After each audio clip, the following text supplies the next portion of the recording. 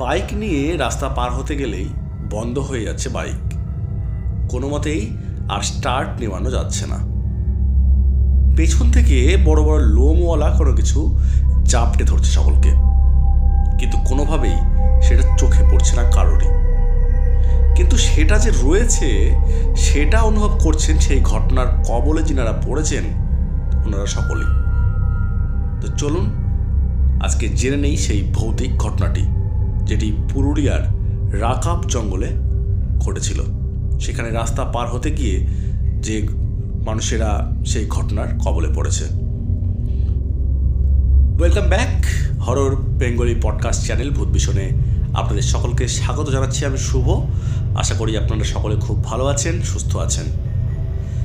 আপনারা জানেন যে আমাদের চ্যানেলে সপ্তাহে 2টি করে এমন কিছু সত্যি ভৌতিক ঘটনা আমরা আপলোড করে থাকি, যেগুলো আপনাদের মধ্যে থেকে কেউ কেউ আমাদের লিখে পাঠাচ্ছেন। তো এই সপ্তাহেও সেরকমই অনেক কয়েকটি ঘটনা আমরা পেয়েছি আপনাদের থেকে, আপনারা লিখে পাঠিয়েছেন। তার জন্য আমরা আপনাদের প্রতি খুবই কৃতজ্ঞ।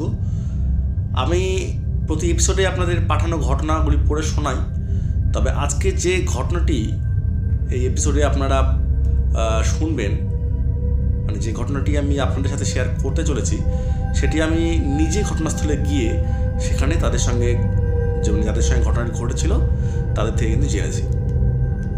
তো ভূত প্রেত বা অশরীরী কথা শুনলেই আমাদের মনের মধ্যে প্রথমে যেটা আসে সেটা হলো আমরা মনে করি যে তারা হয়তো শুধুমাত্র রাতের বেলাতেই দেখা দেয় বা তাদের অস্তিত্বের জানান দেয়। তো অনেকে বলেন যে গভীর রাতে এসবের নাকি বেশি অস্তিত্ব বোঝা যায়।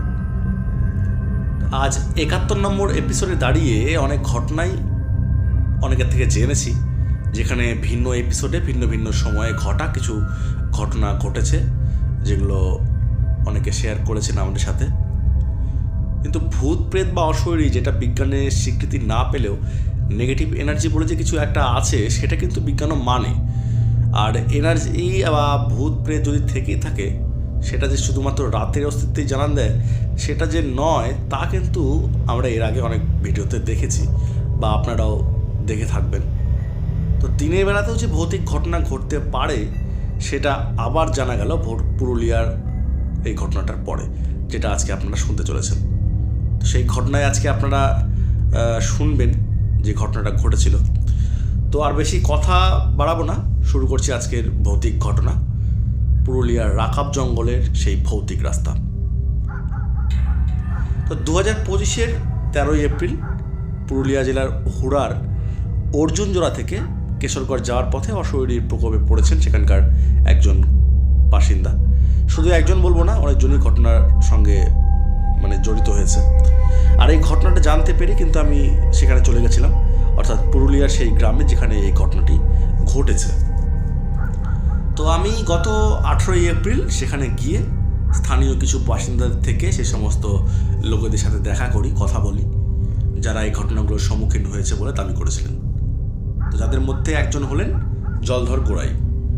তো ওনার কাছে গিয়ে যা জানতে পারি সেটা হলো, উনি আর ওনার ওই পরিবারের একজন সদস্য সকালের দিকে যখন ওই হাঁটতে যান, ওই জায়গাটার কাছাকাছি গিয়ে বসেছিলেন।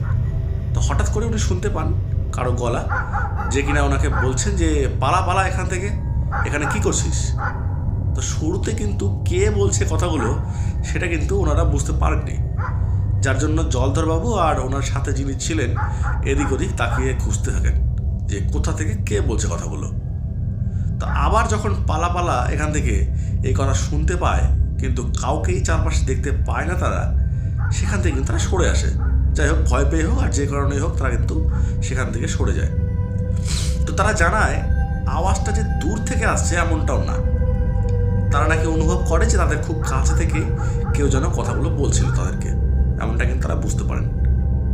তবে তারা এটাও জানায় যে গলার আওয়াজ পেলেও তারা কোনো কিছু কিন্তু দেখতে পায়নি, যে হয়তো কেউ ওখানে দাঁড়িয়েছিল বা পেছনে কোথাও আছে, সেটা কিন্তু তারা অনুভব করেনি, কিন্তু আওয়াজটা কিন্তু তারা পাচ্ছিলেন।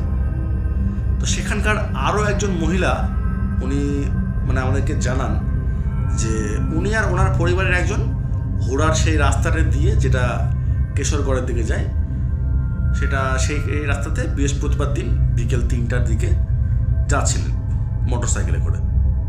তো যেই জায়গাতে এই ঘটনাগুলো ঘটছে সেখানে আসা মাত্রই নাকি ওনারা যে বাইকে করে যাচ্ছিলেন সেটা স্টার্ট বন্ধ হয়ে যায়। তো অনেকক্ষণ চেষ্টা করার পরেও স্টার্ট নেয় না। আর সেই সময়ে সেই মহিলাটি যিনি পেছনের সিটে বসেছিলেন ওনার ঘাড়ে আর কোলের কাছে কেউ এসে যেন একটা বসে, এমনটা কিন্তু তিনি অনুভব করেন। আর দুজনের শরীরেই হঠাৎ করে ঠান্ডা আবার হঠাৎ করে গরম হতে শুরু করে। আর যিনি বাইকটা চালাচ্ছিলেন ওনার ডান হাতের কাছে আঁচড় দেওয়ার মতো একটা ক্ষত তৈরি হয়। তো স্বাভাবিকভাবে অকারণে এইসব ঘটনা ঘটবে সেটা একবারে স্বাভাবিক নয়।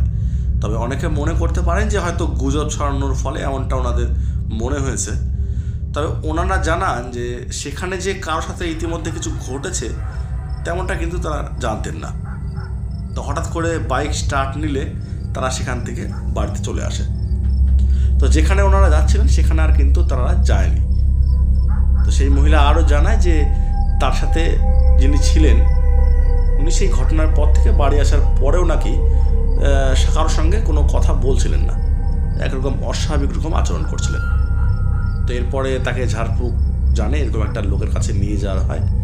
তো উনি মন্ত্র পাঠ করে দিলে নাকি সেই লোক সুস্থ অনুভব করে। তারপরে আবার যথারীতি যেরকম সবার সঙ্গে কথা বলতে সেরকমই কথা বলছিলেন। তো যেসব ঘটনা ওনাদের সাথে বা আর কারোর সাথে ঘটেছে বা ঝাড়ফুঁক করার পরে যে ভালো হয়েছেন সেটা কিন্তু ওনাদের নিজস্ব মতামত। আমরা চ্যানেলের পক্ষ থেকে কিন্তু কোনো গুজব ছড়াচ্ছি না। যতটুকু ঘটনা আমরা জানতে পেরেছি সেটাই চ্যানেলে উপস্থাপন করছি মাত্র। তো বাইক যে স্টার্ট বন্ধ হয়ে যাচ্ছে বা বন্ধ হলে স্টার্ট নিচ্ছে না, এই ঘটনা নাকি আরও 2-3 জনের সাথেও ঘটেছে। আর যাদের সাথে এমনটা ঘটেছে তাদের নাকি সারা শরীরে আঁচড়ের দাগ পড়েছে। আর তারা আরও জানায় যে ছোটো মতো গায়ে বড় বড় লোমওয়ালা কিছু তাদের পেছন থেকে চাপটে ধরছিল, আর তার ফলে আঁচড়ের দাগটা তারপরে পড়েছে। তো সেখানকার অনেকেই এই অদ্ভুত ঘটনা অনুভব করলেও সচক্ষে কিছু যে দেখেনি সেটাও কিন্তু তারা জানায়। তো যার মধ্যে 2-1 জনের দাবি তারা নাকি লোমওয়ালা এই অদ্ভুত জীবকে দেখেছেন। তবে তারা যেটা বলেছেন সেটা কতটা যুক্তিযুক্ত সেটা আশা করি কয়েকদিনের মধ্যে জানতে পারবেন। কারণ পুরুলিয়ার বিজ্ঞান মঞ্চ ও ভারতীয় বিজ্ঞান মঞ্চের লোকজন সেখানে পৌঁছে যান, সেখানকার মানুষজনদের এইসব নাকি কুসংস্কার সেটা বোঝাচ্ছিলেন। আর তাতে গ্রামবাসীদেরকে আশ্বাস দেওয়ার জন্য যে এইসব কিছু ঘটনা ঘটে না সেই জন্য কিন্তু বিজ্ঞান মঞ্চ থেকে শুরু দিয়ে কিন্তু 5 লক্ষ টাকা কিন্তু তারা ঘোষণাও করে।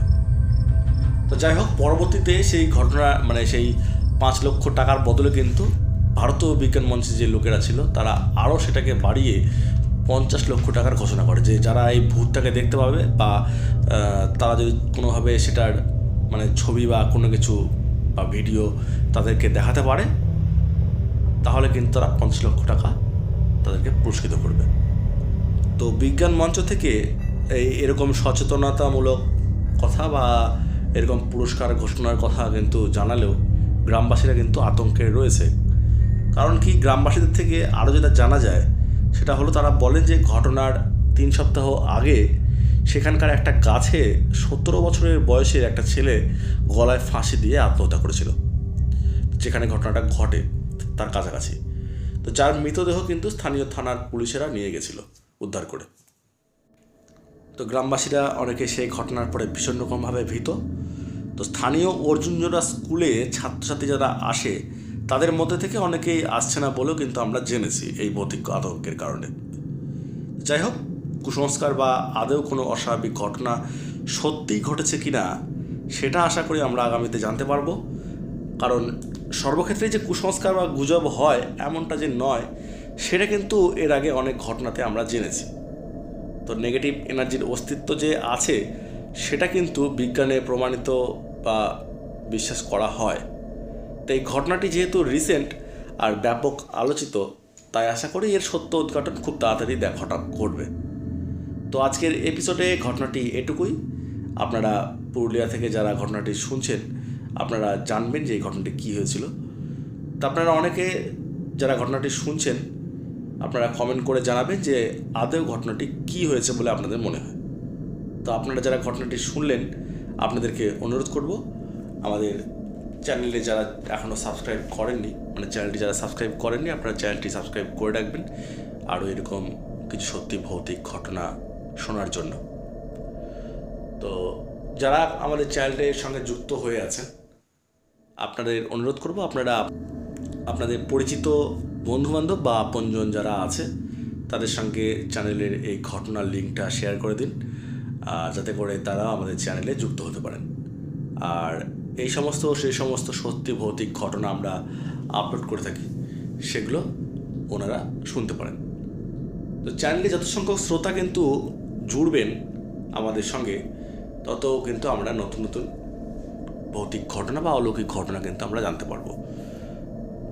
তো যাই হোক, যারা আমাদের চ্যানেলে ঘটনা লিখে পাঠাতে চান বা আমাদের সঙ্গে ডাইরেক্ট কথা বলে ঘটনা বলতে চান, তারা আমাদের সঙ্গে যোগাযোগ করতে পারেন আমাদের হোয়াটসঅ্যাপ নাম্বার বা ইনস্টাগ্রাম আইডির SMS করে বা কথা বলে। তো যারা ইমেল করে ঘটনা পাঠাতে চান, তারা আমাদের চ্যানেলের ভেরিফাইড ইমেল আইডি bhutbhishonstory@gmail.com, এটাতে কিন্তু আপনারা ইমেল করে পাঠাতে পারেন। আর আমার সঙ্গে ইমেলে ছাড়াও ইনস্টাগ্রাম বা হোয়াটসঅ্যাপে যোগাযোগ করতে হলে আমরা ডেসক্রিপশনে সেটার কপিটা দিয়ে রাখবো, যেখানে আপনারা যোগাযোগ করতে পারবেন। তাছাড়া বলে রাখি, আমাদের ইনস্টাগ্রাম অ্যাকাউন্ট হলো শুভ1694, এছাড়া অমৃতা সরকার 4540, আর আমাদের হোয়াটসঅ্যাপ নাম্বার হলো 9563116731। এইগুলোতে কিন্তু আপনারা যোগাযোগ করতে পারেন। আর যদি কেউ আপনারা আমাদের চ্যানেলের স্টুডিওতে এসে লাইভে ঘটনা বলতে চান, আপনারা আমাদের চ্যানেলের স্টুডিওতে আসুন, আমরা আপনাদেরকে স্বাগত জানাই। আর দেশের বাইরে থেকে যদি কেউ ঘটনা পাঠাতে চান আমাদের চ্যানেলে, তাহলে আপনারা কিন্তু ভয়েস ক্লিপ করে কিন্তু সেই ঘটনাটা পাঠাতে পারেন। তো সেই সমস্ত ঘটনা আমরা আমাদের চ্যানেলে সপ্তাহের যে কোনো একটা দিন কিন্তু পড়ে শোনাব। তো আজকের মতো এইটুকুই। আর একটা কথা বলতে চাই, যারা এই সমস্ত ঘটনা বিশ্বাস করেন না, আপনারা বিশ্বাস করুন বা নাই করুন, আমরা সেটা নিয়ে যাচ্ছি না, সেটা সেই প্রসঙ্গে। বিশ্বাস অবিশ্বাস আপনাদের নিজস্ব ব্যক্তিগত ব্যাপার। তবে যারা ঘটনাগুলি শুনছেন বা শুনলেন, আপনাদেরকে বলবো যে আপনারা বিশ্বাস করুন আর নাই করুন, ঘটনাগুলো কিন্তু এন্টারটেনমেন্ট হিসাবে শুনতে পারেন। তো আজকের মতো এইটুকুই। ফিরে আসবো আগামী এপিসোডে আরেকটি রোমাঞ্চকর ঘটনা নিয়ে। তো যে ঘটনাটা কিন্তু আমারই এক বন্ধুর কাছে আমি কিন্তু রিসেন্ট গত পরশুদিন শুনেছি, সেই ঘটনাটা মাস দুয়েক আগের ঘটনা। চেষ্টা করব ওকে লাইভে এনে ঘটনাটা বলানোর। যদি আসে তাহলে আপনারা লাইভে ঘটনাটা শুনতে পারবেন। না তাছাড়া আমি ঘটনাটা কিন্তু আগামী এপিসোডে চেষ্টা করব আপলোড করার। তো ঘটনাটি আপনারা শুনতে অবশ্যই আমাদের চ্যানেলটি ভিজিট করবেন। আর যারা সাবস্ক্রাইব করেননি তারা সাবস্ক্রাইব করে দেবেন, আর চ্যানেলের নোটিফিকেশান বেলটি অন করে রাখবেন। তাতে করে কিন্তু আপনারা আমাদের যে আপলোড করা ঘটনাগুলো থাকবে সেগুলো কিন্তু আপনারা খুব তাড়াতাড়ি শুনতে পারবেন। তো আজকের মতো এইটুকুই। ফিরে আসবো আগামী এপিসোডে আরও একটি হাড়হিম করা ভৌতিক ঘটনা নিয়ে। ততক্ষণ পর্যন্ত সবাই ভালো থাকবেন, সুস্থ থাকবেন। শুভরাত্রি।